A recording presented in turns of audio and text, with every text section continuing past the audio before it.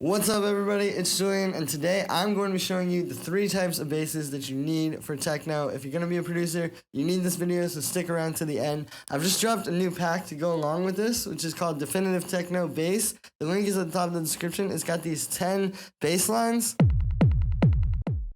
and kicks, right? And it's got the kick and the bass separated, so you can work with it. These kick loops are really useful. The bass lines are really useful. I've also got 2 Ableton rumble racks that you can just drag onto your kick that will create rumbles. Plus, I've got this kick and bass gluing rack that you can drop on your kick and bass at the same time. Definitely check that out. Thanks for the support, guys. Helps keep me going, and let's get started. Alright, so I'm going to grab one of these kick loops so that we've just got a kick. And the first type of bass that I'm going to show you is the rumble. So the way that you make a rumble is you're going to actually have to start with a kick. And what you're going to do actually is you're going to make a new audio track and you're going to send the kick into that track. I found out that this is kind of the cleanest way to do it. When I was making this pack, I figured that out. You can hear that bass gets really I don't know how to explain it, but together they work a lot better. So what we're going to do here is we're going to go 1, bass, 3, kick, easy. And now, there you go. You get your kick coming through this track. However, when you solo it, you don't hear that. So then what we gotta do is we're gonna start making our rumble. Now, the way that you make the rumble is through combining reverb or some combination of reverb or delay or any of these kind of timing effects over your kick. You're gonna make this 100% wet. Right, so you're basically getting like that. And then what you're going to do now is kind of try to bring out the rumble a little bit. And the way that I like to do this is with distortion. You could, in theory, you could also play with EQ, right? You could just maybe bring up the lows, maybe limit it or something, right? But so that's one way to do it. But then what you can do is with the distortion, particularly with Ableton's amp is so good for this. You can hear it just goes from it just gets so much more rumbly. Right? We're also going to go ahead at this point and sidechain this to our kick. Just really simple so that we're not having it in the way when we're hearing them together. Right? But then obviously this creates a big mess. So now what you need to do to sort of get the rumble out of this, because it's there, but it's sitting in the frequencies in the low end. And then there's all this stuff. So you just have to take some kind of a filter, whether it's an EQ or an auto filter, and just get rid of the highs. And there you go. You have your classic rumble bass. Right, and then from here you can work with this. There's a lot of different things you could do. You know, you can start playing with if you filter it differently, maybe you have a less intense filter. And there is a little bit of that distortion coming through, right? There's a lot of different ways that you can do this, basically. But that's our classic rumble, right? And so that, and then just any permutation of distorting that and, doing different things to it after this is basically how you're going to create any kind of rumble. And then it's the same thing if you do it with a delay. If we get a delay here, it's going to be pretty similar.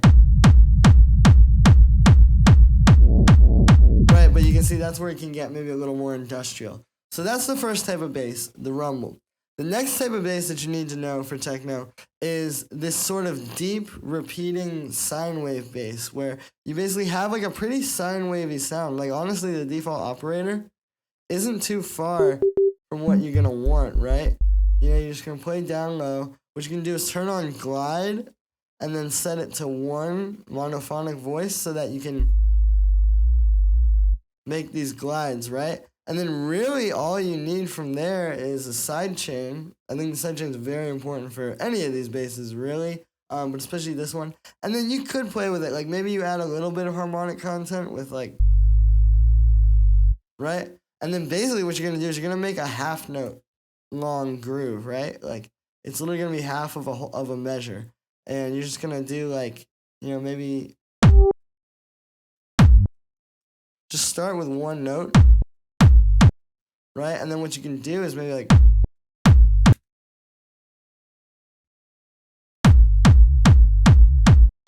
right? And there you go. You're starting to get like that really repetitive.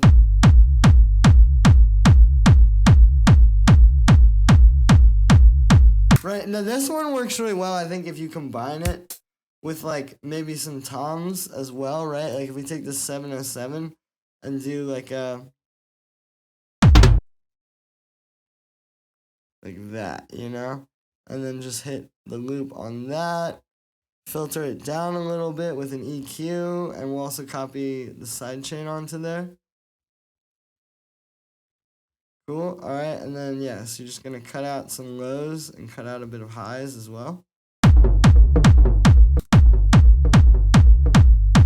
Right, so you see, that kind of fills out that type of bass line a little bit more.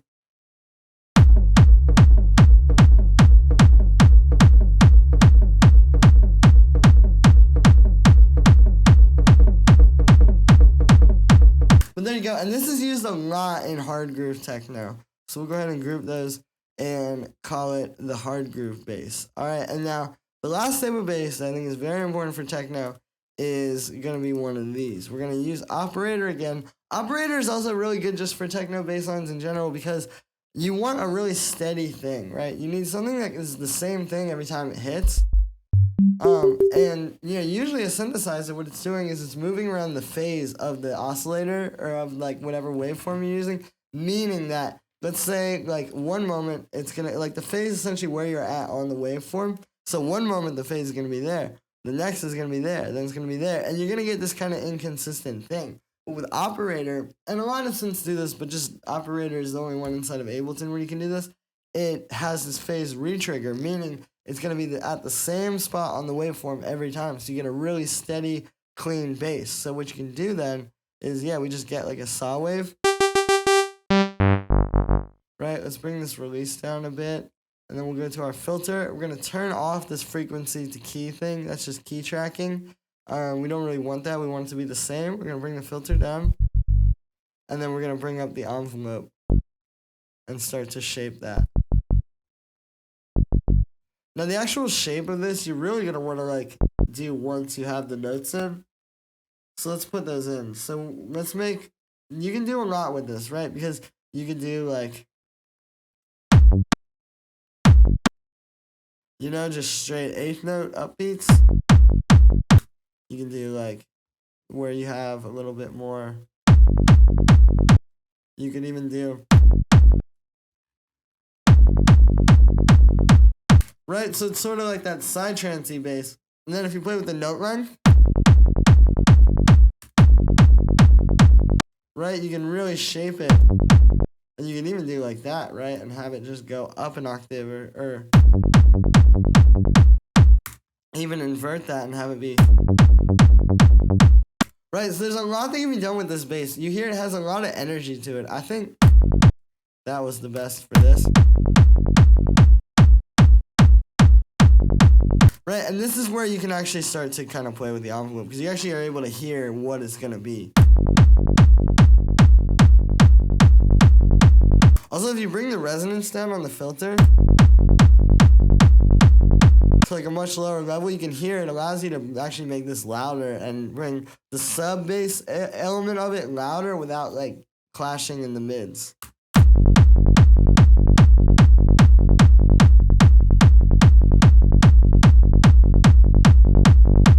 And also this decay slope, there's another reason that operator is really good for this. You know, if you just have your envelope like that, like a very stock, standard, just, it doesn't do it. I mean, these notes are happening in a very, very, very short time frame, so you really need that envelope to be tight.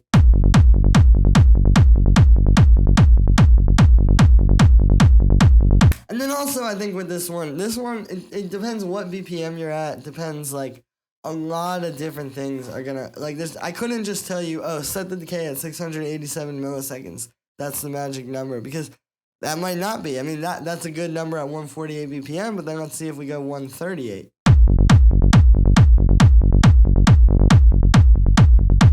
See, it sounds better even shorter at 138. So it's just kind of like, you really have to play based on what you're doing in your specific track, and that's really gonna determine it. And there you are. So those are the 3 types of basses that you need for techno. And I'm telling you, if you follow this and you are able to make these 3 types of basses, you can make any techno track you want in your life. So that's me for this one, guys. I hope you enjoyed. Make sure to like this video as well as subscribe. Let me know what you think of this video in the comments. I've got the definitive techno bass pack at the top of the description. It's got 10 kicks and basses just ready to go for your tracks. Plus, it's got these three racks that you need for making your tracks, for gluing your kick and bass, and the industrial and normal rumble racks. Definitely go ahead and grab that, guys. It really helps support me. I don't make a whole lot off of YouTube, but with these sample packs, I'm able to keep going, keep bringing you guys these videos every day. Thanks for the support, everybody, and I'll see you tomorrow with another one.